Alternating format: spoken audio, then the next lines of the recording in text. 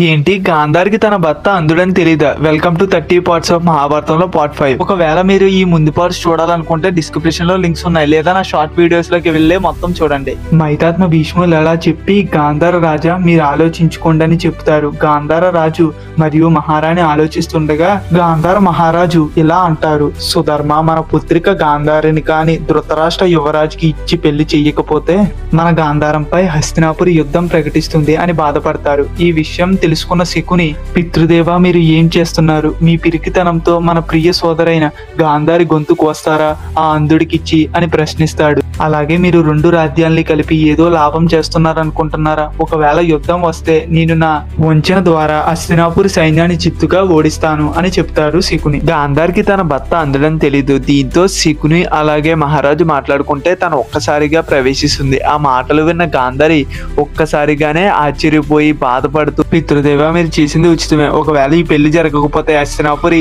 గాంధారంపై యుద్ధానికి వస్తుంది. దీని వల్ల గాంధార ప్రజల నాశనం అయిపోయే అవకాశం ఉంది.